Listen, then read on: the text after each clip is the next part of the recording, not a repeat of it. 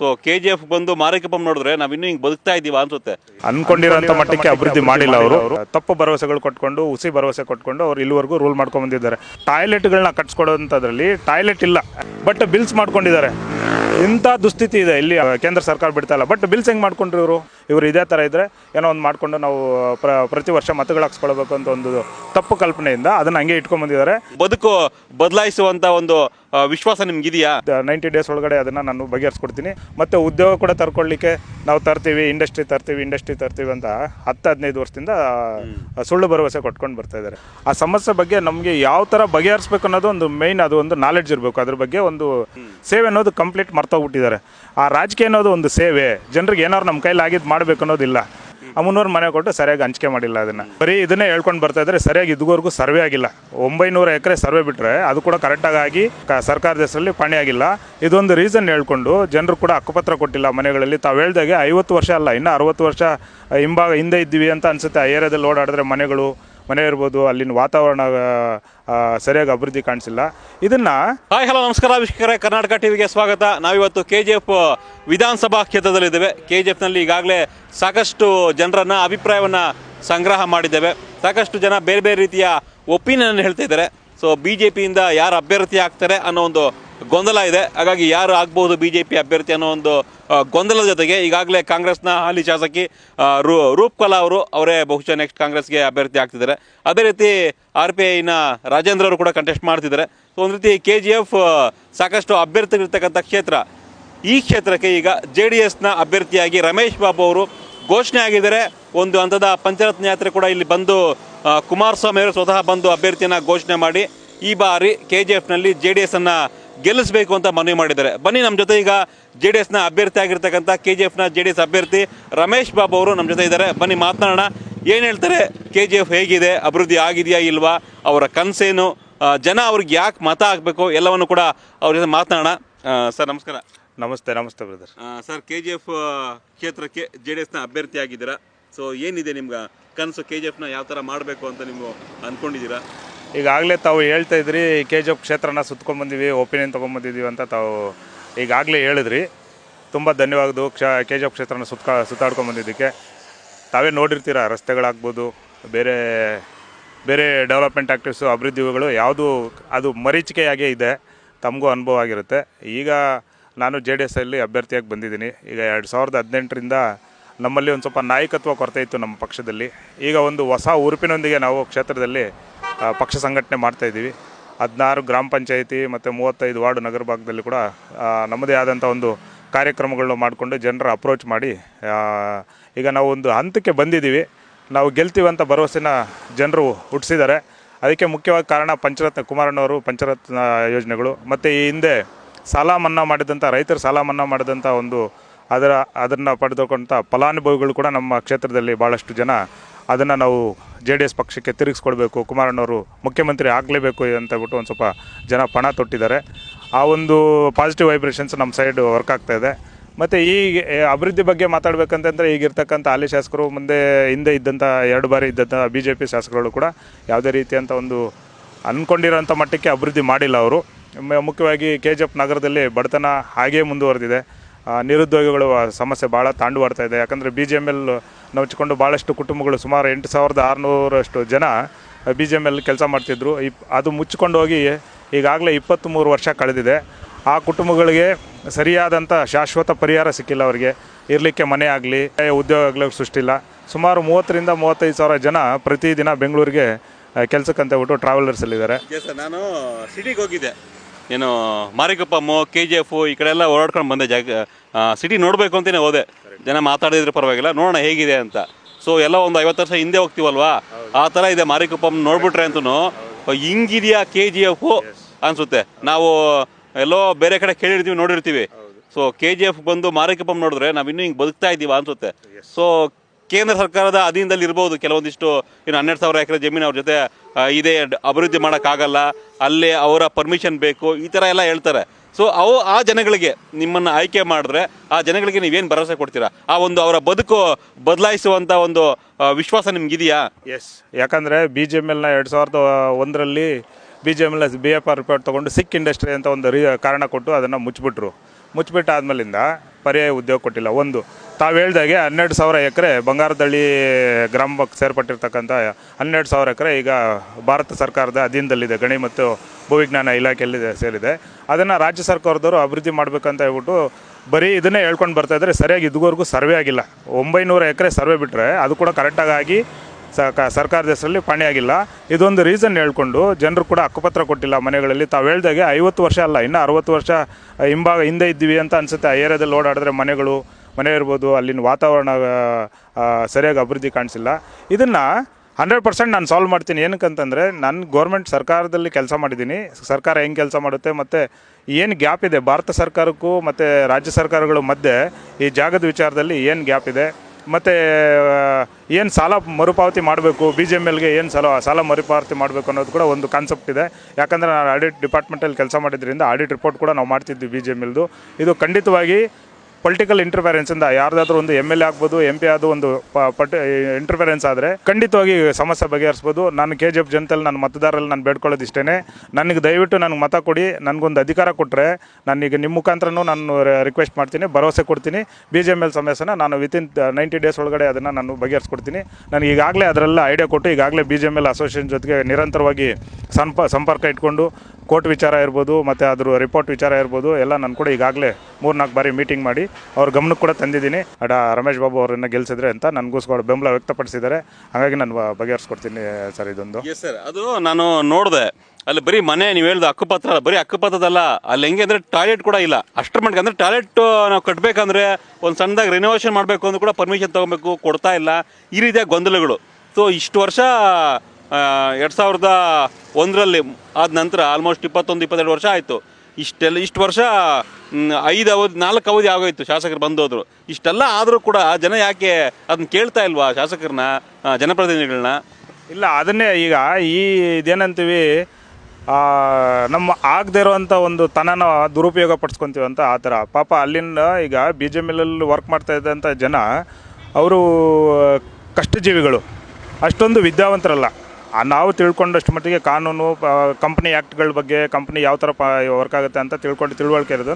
ಅವರು ಆಗದೆ ಇರೋಂಥನ ದುರುಪಯೋಗ ಪಡಿಸ್ಕೊಂಡು ನಿಮ್ಗೆ ಬಗೆಹರಿಸ್ಕೊಡ್ತೀವಿ ಅಂತ ತಪ್ಪು ಭರವಸೆಗಳು ಕೊಟ್ಕೊಂಡು, ಹುಸಿ ಭರವಸೆ ಕೊಟ್ಕೊಂಡು ಅವ್ರು ಇಲ್ಲಿವರೆಗೂ ರೂಲ್ ಮಾಡ್ಕೊಂಬಂದಿದ್ದಾರೆ. ತಾವು ಹೇಳ್ದಾಗೆ 2008ರಿಂದ ಇಲ್ಲಿವರೆಗೂ ಕೂಡ ಮುಂಚೆ ನಿರ್ಮಲ್ ಭಾರತ ಅಂತ ಇತ್ತು, ಸ್ವಚ್ಛ ಭಾರತಲ್ಲಿ ಅಂತ ಇದ್ದಿದ್ದು ಟಾಯ್ಲೆಟ್ಗಳನ್ನ ಕಟ್ಸ್ಕೊಡೋಂಥದ್ರಲ್ಲಿ ಟಾಯ್ಲೆಟ್ ಇಲ್ಲ. ಆ್ಯಕ್ಚುಲಾಗಿ ಅಲ್ಲಿ ಗ್ರೌಂಡ್ ಲೆವೆಲಲ್ಲಿ ಟಾಯ್ಲೆಟ್ ಕಟ್ಟಿಲ್ಲ, ತಾವೇ ಹೇಳ್ತಾಯಿದ್ರಿ. ಬಟ್ ಬಿಲ್ಸ್ ಮಾಡ್ಕೊಂಡಿದ್ದಾರೆ. ಇಂಥ ದುಸ್ಥಿತಿ ಇದೆ ಇಲ್ಲಿ. ಆಳ್ವಿಕೆ ಮಾಡಿದಂಥವ್ರು ಇಂಥ ದುಸ್ಥಿತಿಗೆ ತೊಗೊಂಡೋಗಿದ್ದಾರೆ ಜನರನ್ನ. ಯಾವ ಮಟ್ಟಿಗೆ ಕ್ಯಾಮರ್ಸಿದ್ದಾರೆ ಅಂತಂದರೆ ಅಲ್ಲಿಂದ ಟಾಯ್ಲೆಟ್ಗಳಿಗೆ ಬಿಲ್ಸ್ ಮಾಡ್ಕೊಂಡಿದ್ದಾರೆ ಜಿಲ್ಲಾ ಪಂಚಾಯತ್ ಕಡೆಯಿಂದ. ಬಟ್ ಇಲ್ಲಿ ರಾಜ್ಯ ಸರ್ಕಾರ ಇಲ್ಲಿ ನಾವು ಮಾಡೋಕ್ಕೆ ಬಿಡ್ತಾ ಇಲ್ಲ, ಕೇಂದ್ರ ಸರ್ಕಾರ ಬಿಡ್ತಾ ಇಲ್ಲ. ಬಟ್ ಬಿಲ್ಸ್ ಹೆಂಗೆ ಮಾಡ್ಕೊಂಡ್ರಿ ಇವರು? ಇದು ಜನರಿಗೆ ಗೊತ್ತಿಲ್ಲ. ಪಾಪ ಅವರು ಬಡತನನ ದುರುಪಯೋಗ ಪಡಿಸ್ಕೊಂಡು ಈ ಥರದ್ದು ಭಾಳಷ್ಟು ಕಮ್ಯುನಿಕೇಷನ್ ಗ್ಯಾಪ್ ಕೊಟ್ಕೊಂಡು ಅವ್ರನ್ನ ಇದೇ ರೀತಿ ಇರಬೇಕು, ಅವ್ರನ್ನ ಒಂದು ಸ್ವಲ್ಪ ತಿಳುವಳಿಕೆ ಕಟ್ಕೊಟ್ಟು ಈ ಸಮಸ್ಯೆ ಬಗೆಹರಿಸ್ಕೊಟ್ರೆ ನಾಳೆ ಬೆಳಿಗ್ಗೆ ನಮ್ಗೆ ಓಟ್ಗಳಾಕಲ್ಲ. ಇವರು ಇದೇ ಥರ ಇದ್ದರೆ ಏನೋ ಒಂದು ಮಾಡಿಕೊಂಡು ನಾವು ಪ್ರತಿ ವರ್ಷ ಮತಗಳು ಹಾಕ್ಸ್ಕೊಳ್ಬೇಕು ಅಂತ ಒಂದು ತಪ್ಪು ಕಲ್ಪನೆಯಿಂದ ಅದನ್ನು ಹಂಗೆ ಇಟ್ಕೊಂಡ್ಬಂದಿದ್ದಾರೆ. ಇದು ಕೂಡ ಒಂದು ಮುಖ್ಯವಾದ ಕಾರಣ. ನಾನು KGF ಕ್ಷೇತ್ರನ ಚೂಸ್ ಮಾಡಿಕೊಂಡು ನಾನು KGF ಕ್ಷೇತ್ರದಲ್ಲೇ ಸೇವೆ ಮಾಡಬೇಕು ಅನ್ನೋದಕ್ಕೆ ನನಗೆ ಇದೊಂದು ಮುಖ್ಯವಾದ ಕಾರಣ. ನಾನು ಇಲ್ಲಿ ಪಕ್ಕದಲ್ಲೇ, ನಾನು ಎಲ್ಲೋ ದೂರಿಂದ ಬಂದಿದ್ದೀನಿ ಅಂತ ಕೆಲವರು ಅನ್ಕೊತಾ ಇದ್ದಾರೆ. ನಾನು ಇಲ್ಲೇ ಕೋಲಾರ ತಾಲೂಕು ಉಪ್ಪುಂಟೆ ಗ್ರಾಮ ನಂದು. ನಾನು 9 ಡಿಗ್ರಿ ಮಾಡ್ಕೊಂಡಿದ್ದೀನಿ ಇಂಡಿಯನ್ ಆಡಿಟ್ಸ್ ಆ್ಯಂಡ್ ಅಕೌಂಟ್ಸ್ 2004 ಬ್ಯಾಚಲ್ಲಿ. ನಾನು ಸರ್ವಿಸ್ ರಿಸೈನ್ ಮಾಡಿ ಸೇವೆ ಮಾಡ್ಕೊಟ್ಟಿದ್ದೀನಿ. ಅದೊಂದು ಭರವಸೆ ಇಟ್ಟಿದ್ದಾರೆ ಜನ. ನನ್ನ ಗಮನಕ್ಕೆ ಬಂದಿದೆ, ನನ್ನ ಮೇಲೆ ಭರವಸೆ ಇಟ್ಟಿದ್ದಾರೆ, ನನ್ನನ್ನು ಗೆಲ್ಲಿಸ್ತಾರೆ ಅಂತ ಕೂಡ ಒಂದು ಪಾಪ ಇಲ್ಲ ಆನೆಸ್ಟಾಗಿ ಹೇಳ್ತಾ ಇದ್ದಾರೆ. ಆನೆಸ್ಟಾಗಿ ಹೇಳ್ತಾ ಇದ್ದಾರೆ.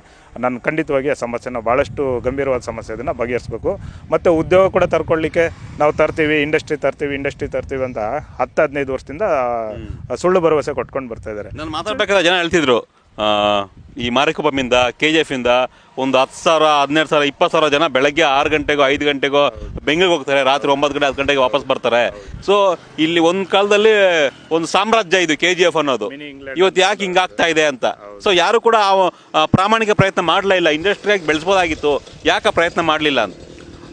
ಈಗ ಅದ್ರ ಬಗ್ಗೆ ಅರಿವಿರಬೇಕು ಸರ್. ಮೇಯ್ನು ಅದ್ರ ಬಗ್ಗೆ ಸಮಸ್ಯೆ ನಮ್ಮ ಹತ್ರ ಬಂದಾಗ ಆ ಸಮಸ್ಯೆ ಬಗ್ಗೆ ನಮಗೆ ಯಾವ ಥರ ಬಗೆಹರಿಸ್ಬೇಕು ಅನ್ನೋದು ಒಂದು ಮೇಯ್ನ್, ಅದು ಒಂದು ನಾಲೆಡ್ಜ್ ಇರಬೇಕು. ಅದ್ರ ಬಗ್ಗೆ ಒಂದು ನಾಲೆಡ್ಜ್ ಇರಬೇಕು. ಇಲ್ಲಿನವ್ರು ಬರ್ತಾರೆ, ಈಗ ಜನಸೇವೆ ಅನ್ನೋದು ಒಂದಿದೆ, ರೂಲಿಂಗ್ ಅನ್ನೋದಿದೆ ರಾಜಕೀಯದಲ್ಲಿ. ಇಲ್ಲಿ ಬಂದಿರೋರು ನನಗನ್ಸಿದ್ದು, ನಾನು ಕ್ಷೇತ್ರ ಎಲ್ಲ ಸುತ್ತಾಡಿ ಮತದಾರ ಹತ್ರ ಕಮ್ಯುನಿಕೇಷನ್ ಮಾಡ್ಕೊಂಡಾಗ ನನಗನ್ಸಿದ್ದು ದೇ ಆರ್ ಕಮಿಂಗ್ ರೂಲ್, ಏನೋ ಒಂದು ರೂಲ್ ಮಾಡ್ಕೊಂಡು ಹೋಗ್ಬೇಕಷ್ಟೇ. ಸೇವೆ ಅಂತ ಬಂದಿಲ್ಲ ಅವರು. ಸೇವೆ ಅನ್ನೋದು ಕಂಪ್ಲೀಟ್ ಮರ್ತೋಗ್ಬಿಟ್ಟಿದ್ದಾರೆ. ಆ ರಾಜಕೀಯ ಅನ್ನೋದು ಒಂದು ಸೇವೆ, ಜನರಿಗೆ ಏನಾದ್ರು ನಮ್ಮ ಕೈಲಿ ಆಗಿದ್ದು ಮಾಡಬೇಕು ಅನ್ನೋದಿಲ್ಲ. ಇದೊಂದು ಭಾಗ. ಗ್ರಾಮಾಂತರ ಭಾಗದಲ್ಲಿ ಕೂಡ ಮನೆಗಳಿಲ್ಲ. ಮನೆ ನೀವು ನೋಡಿಲ್ಲ, ಹಳ್ಳಿ ಕಡೆ ಪಾಪ ಹೋಗಿದ್ರೆ ನಿಮ್ಗೆ ಗೊತ್ತಿರೋದು, ಹಳ್ಳಿ ಮನೆಗಳು ಬಿದ್ದೋಗಿದೆ. ಈಗಲೂ ಟಾರ್ಪಲ್ ಹಾಕ್ಕೊಂಡಿದ್ದಾರೆ. ಹೋದ ಇದರಲ್ಲಿ 15,600 ಮನೆ ಬಂತು ವಸತಿ ಇಲಾಖೆಯಿಂದ. 15,600 ಬಂತು ಮನೆ ನಮ್ಮ ಜಿಲ್ಲೆಗೆ. ಆ ಜಿಲ್ಲೆಯಲ್ಲಿ KGF ಕ್ಷೇತ್ರಕ್ಕೆ ತಗೊಂಡ್ಬಂದಿದ್ದು ಯಾರೋ ನಮ್ಮ ಶಾಸಕರು ಬರೀ 300 ಮನೆ.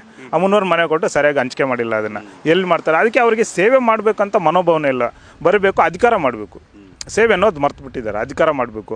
ಇದಕ್ಕೆ ಜನರು ಅದನ್ನು ಗಮನದಲ್ಲಿಟ್ಕೊಂಡು ಈಗ ಇನ್ನು ಮುಂದೆ ಆದರೂ ಇದೊಂದು ಒಳ್ಳೆಯ ಅವಕಾಶ. ಯಾಕಂದರೆ ಮತ್ತೆ 5 ವರ್ಷ ಕಾಯಬೇಕು ಚುನಾವಣೆ ಬರಲಿಕ್ಕೆ. ಈಗೊಂದು ಇದು ಒಳ್ಳೆಯ ಅವಕಾಶ. ಇನ್ನು 2 ತಿಂಗಳಲ್ಲಿ ಚುನಾವಣೆ ಬರ್ತಾಯಿದೆ. ನಾನು ಮಾಡಬೇಕು, ನನ್ನ ಸೇವೆ ಮಾಡಬೇಕಂತ ಬಂದಿದ್ದೀನಿ. ಮಾಡ್ತಾರೆ, ಎಲ್ಲ ಬರುತ್ತೋ ಮಾಡೋಣ ಬರ್ತಾರೆ. ಇದೊಂದು ಮತ್ತು ಇಂಡಸ್ಟ್ರಿ ಮಾಡ್ಕೊಳ್ಳೋದು ಕೂಡ ಒಳ್ಳೆಯ ಅವಕಾಶ ಇದೆ. ಈಗ ನಾವು ನಾವು ಓದ್ತೀವಿ, ಒಂದು ಕಾರ್ಖಾನೆ ಬರಬೇಕು ಅಂತಂದರೆ ಮೇಯ್ನು ಜಾಗ ಬೇಕು, ಭೂಮಿ ಬೇಕು, ಮತ್ತು ಅದ್ರ ಜೊತೆಗೆ ಇನ್ವೆಸ್ಟ್ಮೆಂಟ್ ಬೇಕು ಕಾರ್ಖಾನೆ ಕಟ್ಟಲಿಕ್ಕೆ. ಇಲ್ಲಿ ನಮಗೆ ಬಹುಮುಖ್ಯವಾದಂಥದ್ದು ಜಾಗ ಅವೈಲಬಿಲಿಟಿ ಇದೆ. ಅದು ಕೇಂದ್ರ ಸರ್ಕಾರ ಮತ್ತು ರಾಜ್ಯ ಸರ್ಕಾರದ ಮೇಲೆ ಒಂದು ಸ್ವಲ್ಪ ಕೋರ್ಡಿನೇಷನ್ ಮಾಡಿದ್ರೆ ಆ ಸಮಸ್ಯೆನ ಬಗೆಹರಿಸ್ಬೋದು. ವರ್ಷಾನುಗಟ್ಟಲೆ ಕೂಡ ಅದೊಂದು ಕೋರ್ಡಿನೇಷನ್ ಮಾಡೋಕ್ಕಾಗಿಲ್ಲ ಇವ್ರ ಕೈಲಿ. ಹಿಂದೆ BJP ಆಗಲಿ ಕಾಂಗ್ರೆಸ್ ಆಗಲಿ ಇದನ್ನು ಅದ್ರ ಬಗ್ಗೆ ಗಮನನೇ ಹರಿಸಿಲ್ಲ. ಎಲ್ಲೂ ಕೂಡ ಒಂದು ರೆಪ್ರೆಸೆಂಟೇಷನ್ ಕೊಟ್ಟಿಲ್ಲ ಕೇಂದ್ರ ಸರ್ಕಾರಕ್ಕಾಗಲಿ ರಾಜ್ಯ ಸರ್ಕಾರಕ್ಕಾಗಲಿ. ನಮ್ಮ ಕ್ಷೇತ್ರದಲ್ಲಿ ಈ ಥರ ಸಮಸ್ಯೆ ಇದೆ, ಭಾಳ ಜನ ಟ್ರಾವೆಲ್ಸ್ ಮಾಡ್ತಾಯಿದ್ದಾರೆ ಅಂತ ಬಿಟ್ಟು ಒಂದು ಕನಿಷ್ಠ ಒಂದು ರೆಪ್ರೆಸೆಂಟೇಷನ್ ಕೊಟ್ಟಿಲ್ಲ ಅವ್ರಿಗೆ. ಅದನ್ನ ಫಾಲೋ ಮಾಡೋದಿರಲಿ, ರೆಪ್ರೆಸೆಂಟೇಷನ್ ಕೊಟ್ಟಿಲ್ಲ. ಈ ಥರದ್ದು ಪರಿಸ್ಥಿತಿ ಇದೆ. ಬರ್ತಾರೆ, ಏನೋ ಒಂದು ಬಂದಾಗ ಅವ್ರಿಗೆ ಏನೋ ಒಂದು ಜನರಿಗೊಂದು ಸುಳ್ಳು ಆಶ್ವಾಸನೆ ಕೊಡೋದು, ರೂಲ್ ಮಾಡ್ಕೊಂಡು ಹೋಗೋದು, ಈ ಥರ ಮಾಡ್ತಾಯಿದ್ದಾರೆ. ಈಗ ಅದನ್ನೆಲ್ಲ ಐಡೆಂಟಿಫೈ ಮಾಡಿದ್ದೀವಿ. ರಿಪೋರ್ಟಲ್ಲಿ ಕೂಡ ಬಂದಿದೆ. BGML 49th ಆ್ಯನ್ಯುವಲ್ ರಿಪೋರ್ಟಲ್ಲಿ ಕೂಡ ಅದನ್ನು ತರಿಸಿದ್ದೀವಿ. BGML ಸಮಸ್ಯೆದಲ್ಲಿ ಏನೇನು ಸಮಸ್ಯೆ ಇದೆ, ಏನೇನು ಅವೈಲಬಿಲಿಟಿ ಇದೆ ಎಲ್ಲ. ಇಲ್ಲಿ ಭೂಮಿ ಅವೈಲಬಿಲಿಟಿ ಇರೋದ್ರಿಂದ ಸಣ್ಣದಾಗಿ ಒಂದು ಕೋರ್ಡಿನೇಷನ್ ಮಾಡಿಕೊಂಡು ಕೇಂದ್ರ ಸರ್ಕಾರದ ಮಧ್ಯೆ, ಕೇಂದ್ರ ಸರ್ಕಾರದಕ್ಕೆ BGMLಯಿಂದ ಒಂದಷ್ಟು ಬಾಕಿ ಪಾವತಿ ಮಾಡಬೇಕಾಗಿದೆ. BGML ಕಂಪ್ನಿಯಿಂದ ಬಾಕಿನ ಪಾವತಿ ಅದೇನು ಕೋಟ್ಯಾಂತರ ರೂಪಾಯಿ ಇಲ್ಲ, ಸ್ಮಾಲ್ ಅಮೌಂಟ್ ಅದು. ಆ ಅಮೌಂಟ್ನ ಬಾಕಿ ಗಣಿ ಮತ್ತು ಭೂವಿಗಳೆಲ್ಲ ಕೊಟ್ಬಿಟ್ರೆ ರಾಜ್ಯ ಸರ್ಕಾರದಿಂದ, ಅದು ಪಾಡಿಗೆ ಅದು ಭೂಮಿ ನಮ್ಮ ರಾಜ್ಯ ಸರ್ಕಾರಕ್ಕೆ ಬರುತ್ತೆ. ರಾಜ್ಯ ಸರ್ಕಾರಕ್ಕೆ ಬಂದಾಗ ಆಟೋಮೆಟಿಕ್ KDBಗೆ ಏನಾರು ಒಂದು ಅಟ್ಯಾಚ್ಮೆಂಟ್ ಮಾಡಿ ಅಲ್ಲಿ ಡೆವಲಪ್ ಮಾಡ್ಬೋದು ಭೂಮಿ, ಅದೊಂದಿದೆ. ಅಥವಾ ಪ್ಯಾರಲಲ್ ಆಗಿ, ಫಾರ್ ಎಕ್ಸಾಂಪಲ್ ಈಗ ಇತ್ತೀಚೆಗೆ ನಿನ್ನೆ ನರೇಂದ್ರ ಮೋದಿ ಪ್ರೈಮ್ ಮಿನಿಸ್ಟರ್ ಬಂದ್ಬಿಟ್ಟು HL ಘಟಕ ಉದ್ಘಾಟನೆ ಮಾಡಿದ್ರು ತುಮಕೂರಲ್ಲಿ. ಅದೇ ಇಲ್ಲಿ ಅದು ಕೂಡ 930 ಎಕರೆ ಅಲ್ಲಿ ಒಂದು ಗೋಮಾಳ ಜಾಗ ಇತ್ತು. ಅದನ್ನು ಭಾಳಷ್ಟು ರೈತರಿಗೆ ಹಂಚಿಕೆ ಮಾಡಿದ್ದು, ನಿವೃತ್ತ ಯೋಧರಿಗೆ ಇವ್ರಿಗೆ ಹಂಚಿಕೆ ಮಾಡಿದ್ದಂಥ ಜಾಗನ ಅದನ್ನು ಕಣ್ಣಿಗೆ ಮಣ್ಣು ಎರಚಿ ಅದನ್ನು ತೊಗೊಂಡು ಅಲ್ಲೇ ಆ ಕಾರ್ಖಾನೆ ಮಾಡಿದ್ರು. ಅದೇ ಕಾರ್ಖಾನೆ ಕೂಡ ಕೇಂದ್ರ ಸರ್ಕಾರ ಇರ್ತಕ್ಕಂಥದ್ದು ಇಲ್ಲಿ ತೊಗೊಂಬರ್ಬೋದಾಯಿತು KGFಗೆ. ಇಲ್ಲಿ ಮುಖ್ಯ ಏನಂತಂದರೆ ಈ ರಾಜಕೀಯ ಪ್ರತಿನಿಧಿಗಳು ಅದನ್ನು ಪ್ರಯತ್ನ ಮಾಡಬೇಕು, ಇಚ್ಛಾಶಕ್ತಿ ಇಲ್ಲ, ಅದು ಮಾಡ್ಬೋದಾಯಿತು. ಎಕ್ಸಾಂಪಲ್ ಇನ್ನೂ ಒಂದು ಇಸ್ರೋ ಟೆಸ್ಟಿಂಗ್ ಸೆಂಟರ್ ಕೂಡ ಪಕ್ಕದ ತುಮಕೂರಿಗೆ ಹೋಯಿತು. ಅಲ್ಲಿ ಭಾಳಷ್ಟು ಜಾಗ ಇದೆ. It's very near by. ಈಗ ತುಮಕೂರು ಕಂಪೇರ್ ಮಾಡಿದ್ರೆ KGF ಕೂಡ ಅಷ್ಟೇ ಡಿಸ್ಟೆನ್ಸ್ ಇದೆ. ವೆಲ್ ಕನೆಕ್ಟಿವಿಟಿ ಇದೆ, ಟ್ರೈನ್ ಫೆಸಿಲಿಟೀಸ್ ಇದೆ, ರಸ್ತೆ ಸಂಪರ್ಕ ಇದೆ, ಎಲ್ಲ ಇದ್ರೂ ಕೂಡ ಅದನ್ನು ಯಾರು ಇಚ್ಛಾಶಕ್ತಿ ಇಲ್ಲ ಅವ್ರಿಗೆ. ಬಂದು ನಾನು ತೊಗೊಂಬರ್ಬೇಕು. ಈಗ ತುಮಕೂರಿನವ್ರು ತೊಗೊಂಡು ಹೋಗೋದೇನು, KGFಗೆ ಯಾಕೆ ಬರಬಾರ್ದು? ಅವ್ರಿಗೆ ಇಚ್ಛಾಶಕ್ತಿ ಇದೆ, ಇವ್ರಿಗೆ ಇಚ್ಛಾಶಕ್ತಿ ಇಲ್ಲ. ಇವ್ರು ಬರಬೇಕು, ಜನರನ್ನ ಮರಳು ಮಾಡಬೇಕು, ಮತ ಹಾಕ್ಸ್ಕೋಬೇಕು, ರೋಲ್ ಮಾಡ್ಕೊಂಡು ಹೋಗ್ಬೇಕು. ಇದು KGF ಕ್ಷೇತ್ರ ಹೇಗಂದರೆ KGF ಸಿಟಿ ಒಂದು, ಇನ್ನೊಂದು ಕಡೆ ಬೇತ್ಮಂಗಳ ಮತ್ತು ಕೋಟ್ಲಿಂಗ, ಇದೊಂದು ಭಾಗ. ಒಂದು 2 ಕ್ಷೇತ್ರ ಥರ. ಆ ಕ್ಷೇತ್ರ ಸಮಸ್ಯೆ, ಈ ಕ್ಷೇತ್ರ ಬೇರೆ ಬೇರೆ, ಆ ಭಾಗಕ್ಕೆ ಈ ಭಾಗಕ್ಕೆ. ಸೊ ಈಗ ಇಷ್ಟೊತ್ತು ನಾವು ಸಿಟಿ ಬಗ್ಗೆ ಮಾತಾಡಿದ್ವಿ. ಈಗ ಬೇತ್ಮಂಗಳ ಮತ್ತು ಕೋಟ್ಲಿಂಗ ಅಂದರೆ ಕಮಸಂದ್ರ ಭಾಗ, ಆ ಭಾಗದ ಜನರ ಸಮಸ್ಯೆಯನ್ನು ಅವ್ರಿಗೆಲ್ಲ ಏನು ಮಾಡ್ಬೋದು, ನೀವು ಏನು ಭರವಸೆ ಕೊಡ್ಬೋದು? ಈಗ ತಾವು ಹೇಳ್ದಾಗೆ ಕರೆಕ್ಟಾಗಿ ಹೇಳಿದ್ರಿ ತಾವು. KGF ಕ್ಷೇತ್ರ ಈ 2 ಥರ ಜಾಯ್ನಿಂಗ್. ಒಂದು ನಗರ ಭಾಗ, KGF ನಗರ ಭಾಗ, ಇನ್ನೊಂದು KGF ಗ್ರಾಮಾಂತರ ಭಾಗ. ಡಿಲಿಮಿಟೇಷನ್ ಆದಮೇಲೆ 2008 ಡಿಲಿಮಿಟೇಷನ್ ಆದಮೇಲೆ ಮುಂಚೆ ಬರೀ KGF ಕ್ಷೇತ್ರನೇ ಇತ್ತು. ಬೇತ್ಮಂಗಳ ಅಂತ ಒಂದು ಕ್ಷೇತ್ರ, ಅದು ಬೇರೆ ವಿಧಾನಸಭಾ ಕ್ಷೇತ್ರ. ಅದು 2 ಮರ್ಜ್ ಮಾಡಿ ಎಲ್ಲ ಡಿಲಿಮಿಟೇಷನ್ ಆದಮೇಲೆ ಆ ಬೇತ್ಮಂಗಳ ಹೋಬಳಿ, ಕ್ಯಾಸಂಬಳ ಹೋಬಳಿ, ಗ್ರಾಮಾಂತರವು 2 ಸೇರಿ KGF ವಿಧಾನಸಭಾ ಕ್ಷೇತ್ರಕ್ಕೆ ಮರ್ಜ್ ಮಾಡಿದರು. ಗ್ರಾಮಾಂತರ ಭಾಗದಲ್ಲಿ ಮುಖ್ಯವಾಗಿ ಕುಡಿಯೋ ನೀರಿನ ಅಭಾವ ಇದೆ. ಕುಡಿಯೋ ನೀರು ಈಗಲೂ ಕೂಡ ಫಿಲ್ಟ್ರ್ ಹಾಕ್ಕೊಟ್ಟಿಲ್ಲ. ಬೋರ್ವೆಲ್ ಕೊರೆಸಿದ್ದಾರೆ. ಬೋರ್ವೆಲ್ ಕೊರೆಸಿರೋ ಬೋರ್ವೆಲ್ಗೆ ಕರೆಕ್ಟಾಗಿ ಪೈಪ್ಲೈನ್ ಹಾಕಿಲ್ಲ, ಪೈಪ್ ಹಾಕಿಲ್ಲ, ಕೇಬಲ್ ಹಾಕಿಲ್ಲ, ಮೋಟ್ರ್ ಅಳವಡಿಸಿಲ್ಲ ಇನ್ನೂ. ಅದೊಂದು ಬಗ್ಗೆ ಭಾಳಷ್ಟು ಗಂಭೀರವಾದ ಸಮಸ್ಯೆ ಇದೆ. ಸಾರಿಗೆ ಸಂಪರ್ಕ ಇಲ್ಲ. ಒಂದು ಆಟೋಲ್ಲಿ ಸಂಜೆ ಹೊತ್ತು 5 ಗಂಟೆ ಆದಮೇಲೆ 500 ರೂಪಾಯಿ ಕೇಳ್ತಾರಂತೆ ಆಟೋ ಮನೆಗಳಿಗೆ ಹೋಗ್ಬೇಕಾರೆ. ಎಕ್ಸಾಂಪಲ್ ಜೀಡ್ಮಕ್ಳಳ್ಳಿ, ಪಂತ್ರಳ್ಳಿ ಅಂತ ಗ್ರಾಮಾಂತರ ಭಾಗದಲ್ಲಿದೆ. ಶ್ರೀನಿವಾಸಚಂದ್ರ ಗ್ರಾಮ ಪಂಚಾಯತಿ ಭಾಗದಲ್ಲಿ ಸಾರಿಗೆ ಸಂಪರ್ಕ ಕನಸಾಗ್ಬಿಟ್ಟಿದೆ ಅವರಿಗೆ. ಓದೋ ಮಕ್ಕಳು, IT ಓದೋ ಮಕ್ಕಳು, ಹೈಸ್ಕೂಲ್ ಹೋದ ಮಕ್ಕಳು ಬೈ ಚಾನ್ಸ್ ಏನಾದ್ರು ಬಸ್ ಮಿಸ್ ಆಯಿತು ಅಂತಂದರೆ ನಡ್ಕೊಂಡು ಹೋಗ್ಬೇಕು, ಕಿಲೋಮೀಟರ್ ಗಟ್ಟಲೆ ನಡ್ಕೊಂಡು ಹೋಗ್ಬೇಕು. ಇದು ಏನು ಇವರು ಏನು ನೋಡಿ, ಒಂದು ಜನಪ್ರತಿನಿಧಿಯಾಗಿ ಸರ್ಕಾರದ ಸವಲತ್ತುಗಳು ಇವೆಲ್ಲ ನಾವು ಮಾಡೋ ಸೇವೆ ಮಾಡಲಿಕ್ಕೆ ಅಂತ ಬಂದಿದ್ದೀವಿ. ಅಲ್ಲಾಗ ಒಂದು ರೆಪ್ರೆಸೆಂಟೇಷನ್ ಕೊಟ್ಟು ಸರಿಯಾದ ಒಂದು ಸಂಪರ್ಕ ಮಾಡಿಕೊಟ್ಟಿಲ್ಲ. ಕುಡಿಯೋ ನೀರಿನ ಅಭಾವ ಇದೆ. ಸರಿಯಾದ ಸ್ಕೂಲ್ಗಳು ಕೂಡ ಅಷ್ಟೇ ಸರಿಯಾಗಿ ಶಾಲೆಗಳು ಫಂಕ್ಷನ್ ಆಗ್ತಾಯಿಲ್ಲ. ಮತ್ತು ಆರೋಗ್ಯದಂತೂ ಹಾಸ್ಪಿಟಲ್ ವ್ಯವಸ್ಥೆ ಅಂತೂ ನಗರದಲ್ಲಿರ್ಬೋದು, ಗ್ರಾಮಾಂತರದಲ್ಲಿರ್ಬೋದು ಒಂದು ಮರೀಚಿಕೆ ಅನ್ನಂತಲೇ ಹೇಳ್ಬೋದು. ಅದು ಈ ಕಡೆ ಕುಪ್ಪಂಗೆ ಓಡೋಗ್ಬೇಕು ಜನ, ಏನಾರು ಆ ಭಾಗದಲ್ಲಿ ಏನಾರು ಇದ್ರೆ ಕುಪ್ಪಂಗೆ ಓಡೋಗ್ತಾರೆ. ಈವನ್ ಸಣ್ಣದೊಂದು ಕಣ್ಣು ಸಮಸ್ಯೆ ಬಂದು ಕೂಡ ಕುಪ್ಪಂಗೆ ಹೋಗ್ಬೇಕು ಹಾಸ್ಪಿಟ್ಲಿಗೆ. ಅಲ್ಲಿಲ್ಲ ಅಂತಂದರೆ ಕೋಲಾರ ಇಲ್ಲ ಅಂತಂದರೆ ಬೆಂಗಳೂರು. ನಮ್ಮ ಕೆ ಜಿ ಎಫ್ ವಿಧಾನಸಭಾ ಕ್ಷೇತ್ರದಲ್ಲಿ ಗ್ರಾಮಾಂತರ ಭಾಗದಲ್ಲಿ, ನಗರ ಭಾಗದಲ್ಲಿ ಆರೋಗ್ಯದ ಆಸ್ಪತ್ರೆ ಅಂತೂ ಭಾಳಷ್ಟು ಪ್ರಾಬ್ಲಮ್ ಇದೆ. ಸಾರಿಗೆ ವ್ಯವಸ್ಥೆ ಇಲ್ಲ. ಮತ್ತು ಮೇಯ್ನು ಮನೆಗಳು ಬ್ರದರ್, ಆ ಮನೆ ತಾವು ಹೇಳ್ದಾಗೆ ತಾವು ನೋಡ್ಕೊಂಬಂದಿದ್ರೆ ಮನೆಗಳು ಪ್ರತಿಯೊಂದು ಹಳ್ಳಿ ಕೂಡ ಮನೆಗಳು. ನೆನ್ನೆ ಕೂಡ ರಾತ್ರಿ ತೂಕಲ್ಲು ಗ್ರಾಮಕ್ಕೆ ಹೋಗಿದ್ದೆ. ತೂಕಲ್ಲು ಗ್ರಾಮಲ್ಲಿ ಒಂದು 10 ಜನ ಮನೆ ಇದೆ. ಸರ್ ನೋಡಿ ಬನ್ನಿ ಸರ್, ಮನೆ ನೋಡಿ ಬನ್ನಿ ಸರ್, ಮನೆ ನೋಡಿ ಬನ್ನಿ ಸರ್ ಅಂತ. ನಾನು ಆಮೇಲೆ ಹೇಳ್ದೆ, ನಂಗೆ ಅಧಿಕಾರ ಕೊಡಿ, ನನಗೆ ಓಟ್ ಹಾಕಿ ಬಗೆಹರಿಸ್ಕೊಡ್ತೀವಿ. ಪಂಚರತ್ನ ಕಾರ್ಯಕ್ರಮಗಳಲ್ಲಿ 5 ಲಕ್ಷ ರೂಪಾಯಲ್ಲಿ ನಿಮ್ಗೆ ವಸತಿ ಆಸರೆಯಲ್ಲಿ ನಿಮ್ಮ ಮನೆ ಬರುತ್ತೆ, ದಯವಿಟ್ಟು ನಮಗೆ ಹಾಕಿ. ನಿಮ್ಗೆ ಹಾಸ್ಪಿಟ್ಲ್ ಕೂಡ ಬರುತ್ತೆ, ಎಜುಕೇಷನ್ದು ಬರುತ್ತೆ. ಕುಮಾರಣ್ಣವ್ರ ನಿಮ್ಮ ಇಂಥ ಸಮಸ್ಯೆಗಳು ನೋಡೇ ಪಂಚರತ್ನ ರೂಪಿಸಿದ್ದಾರೆ, ದಯವಿಟ್ಟು ನಮ್ಗೆ ಹಾಕಿ ಅಂತ ಹೇಳಿದ್ದೀವಿ. ಸರಿಯಾಗಿ ಗಂಗಾ ಕಲ್ಯಾಣ ಯೋಜನೆ ಆಗಲಿ, ಮತ್ತು ಸಫಾಯಿ ಕರ್ಮಚಾರಿ ಸ್ಕೀಮ್ಗಳಾಗಲಿ, ಅಂಬೇಡ್ಕರ್ ಅಭಿವೃದ್ಧಿ ನಿಗಮದಿಂದ ಬರ್ತಕ್ಕಂಥ ಯೋಜನೆಗಳಾಗಲಿ ಸರಿಯಾಗಿ ಜನರಿಗೆ ತಲುಪಿಸಿಲ್ಲ. ಬರ್ತಾರೆ, ಓಟ್ ಹಾಕ್ಕೊಂಡು ಮನೇಲಿ ಮಲ್ಕೊಂಡು, ಅದೇ ನಾವು ಹೇಳಿದ್ವಲ್ಲ, ರೂಲಿಂಗ್, ಸೇವೆ ಇಲ್ಲ, ಸರ್ವಿಸ್ ಇಲ್ಲ, ರೂಲ್ ಮಾಡ್ಕೊಂಡು ಹೋಗಿದ್ದಾರೆ. Yes sir, yes sir, yes. ನೀವು ನಿಮ್ಮ ಕನಸೆಲ್ಲ ಹೇಳಿದ್ರಿ. ಸೊ ಈಗ ಎಷ್ಟು ಸ್ಥಾನ ಬರ್ಬೋದು JDSಗೆ ರಾಜ್ಯದಲ್ಲಿ? ನಾವು 123 ಕುಮಾರಣ್ಣ ಏನು ಹೇಳ್ತೇವೆ ಟಾರ್ಗೆಟ್ ಎಷ್ಟು ಬರ್ಬೋದು? 100% ಅಚೀವ್ ಮಾಡ್ತೀವಿ. 120 ಅಂತೂ ಪಕ್ಕ ಗೆಲ್ತೀವಿ ನಾವು. ಇಂಡಿಪೆಂಡೆಂಟ್ ಆಗಿ ಸರ್ಕಾರ ರಚನೆ ಮಾಡ್ತೀರಾ? 100% ಸ್ವತಂತ್ರ ರಚನೆ 100% ಮಾಡ್ತೀವಿ. ಇನ್ನು ನಮ್ಗೆ 60 ದಿವಸ ನಮ್ಮ ಕೈಲಿ ಟೈಮ್ ಇದೆ. ಇಲ್ಲಿವರೆಗೂ ಈಗಾಗಲೇ ನಾವು ಎಲ್ಲಿ ಏನು ಗುರಿ ತಲುಪಬೇಕು ಅಲ್ಲಿವರೆಗೂ ನಿಯರ್ ಬೈ ಇದ್ದೀವಿ. ಇನ್ನು 60 ದಿವಸದಲ್ಲಿ ನಾವು ಏನು ಗುರಿ ಇಟ್ಟಿದ್ದೀವಿ ಸ್ವತಂತ್ರ ಸರ್ಕಾರ ಮಾಡ್ಕೊಳ್ಳೋಕ್ಕೆ 100% ನಾವು ಮಾಡ್ತೀವಿ. ಇದ್ರ ಬಗ್ಗೆ ಯಾವುದೇ ಸಂಶಯ ಇಲ್ಲ. ಕುಮಾರಣ್ಣವ್ರ ನಾಯಕತ್ವವನ್ನು ಎಲ್ಲರೂ ಮೆಚ್ಕೊಂಡಿದ್ದಾರೆ. ನಾವು ಯಾಕಂದರೆ ಇದು ನನ್ನ ಅಭಿಪ್ರಾಯ ಇಲ್ಲ, ನನ್ನ ಕ್ಷೇತ್ರದಲ್ಲಿ ಮನೆಗೆ ತಾವೇ ನಾನು ತಮಗೆ ತೋರಿಸ್ತಾ ಇದ್ದೆ ನನ್ನ ಆ್ಯಕ್ಟಿವಿಟೀಸ್ ಎಲ್ಲ. ಮನೆಗೆ ಹೋಗಿದ್ವಿ, ಮನೆಯಲ್ಲಿ ಕೂಡ ತಲುಪಿದ್ವಿ. ಪ್ರತಿಯೊಬ್ಬರು ಮನಸ್ಸಲ್ಲಿ ಕೂಡ, ಪ್ರತಿಯೊಬ್ಬರು ಬಾಯಲ್ಲಿ ಕೂಡ ಕುಮಾರಣ್ಣವ್ರು ಮುಖ್ಯಮಂತ್ರಿ ಆಗಬೇಕು ಅನ್ನೋದಿದೆ. ಖಂಡಿತವಾಗಿ ನಮ್ಮ ಗುರಿನ ಮುಟ್ತೀವಿ ನಾವು ಸ್ವತಂತ್ರ ಕೂಡ. ಎಸ್ ಸರ್, ಕೊನೆಯದಾಗಿ KGF ವಿಧಾನಸಭಾ ಕ್ಷೇತ್ರದ ಮತದಾರರಿಗೆ ಏನು ಹೇಳ್ತೀರಾ? KGF ವಿಧಾನಸಭಾ ಕ್ಷೇತ್ರ ಮತದಾರರಿಗೆ ಈಗ ನಾನು ಇಷ್ಟೊತ್ತು KGF ವಿಧಾನಸಭಾ ಕ್ಷೇತ್ರ ಬಗ್ಗೆ ಮತ್ತು ನನ್ನ ಮತದಾರರ ಕಷ್ಟಗಳ ಬಗ್ಗೆ ಮತ್ತು KGF ನಗರದ ಅವ್ಯವಸ್ಥೆಗಳ ಬಗ್ಗೆ, ಗ್ರಾಮಾಂತರ ಭಾಗದ ಅವ್ಯವಸ್ಥೆಗಳ ಬಗ್ಗೆ ತಮ್ಮ ಹತ್ರ ಚರ್ಚೆ ಮಾಡಿದ್ವಿ. ಹಾಗಾಗಿ ಇದೆಲ್ಲ ಒಂದು ಹಂತಕ್ಕೆ ಏನೋ ಒಂದು ಇದು ಸಮಸ್ಯೆ ಮೇಲೆ ಬಗೆಹರಿದಿರೋಂಥ ಸಮಸ್ಯೆ ಯಾವುದಿಲ್ಲ. ಪ್ರಾಮಾಣಿಕ ಪ್ರಯತ್ನ ಮಾಡಬೇಕು. ಆ ಪ್ರಯತ್ನದಲ್ಲಿ ಒಂದು ಪ್ರಾಮಾಣಿಕತೆ ಇರಬೇಕು, ಸಿನ್ಸಿಯಾರಿಟಿ ಇರಬೇಕು. ಅದು ನನ್ನಲ್ಲಿದೆ, ನಾನು ಮಾಡ್ತೀನಿ. ದಯವಿಟ್ಟು ನನಗೆ ಮತ ಕೊಡಿ ಅಂತ ಹೇಳ್ಬಿಟ್ಟು ನನ್ನ ಮತದಾರದಲ್ಲಿ ಗೆಲ್ಸ್ಕೊಡಿ, ನನಗೆ ನನ್ನ ಕೈ ಹಿಡೀರಿ ಅಂತ ಹೇಳ್ಬಿಟ್ಟು ರಿಕ್ವೆಸ್ಟ್ ಮಾಡ್ಕೊತೀನಿ. Yes sir, thank you and all the best. ಇನ್ನು 3 ತಿಂಗಳು ಎಲೆಕ್ಷನ್ ಇದೆ, ಮ್ಯಾಕ್ಸಿಮಮ್ 100 ದಿನ ಅಷ್ಟೇ. ಒಳ್ಳೆಯದಾಗಲಿ. Thank you sir. ಸೊ ಇದಿಷ್ಟು JDS ಅಭ್ಯರ್ಥಿ ರಮೇಶ್ ಬಾಬು ಅವರ ಮಾತುಗಳು. ನೋಡೋಣ, ಜನರ ತೀರ್ಪು ಅಂತಿಮ. ಜನ ಯಾರನ್ನು ಗೆಲ್ಲಿಸ್ತಾರೆ, ಯಾರಿಗೆ ಅಧಿಕಾರ ಕೊಡ್ತಾರೆ ಅನ್ನೋದನ್ನ ಕಾದು ನೋಡ್ಬೇಕು.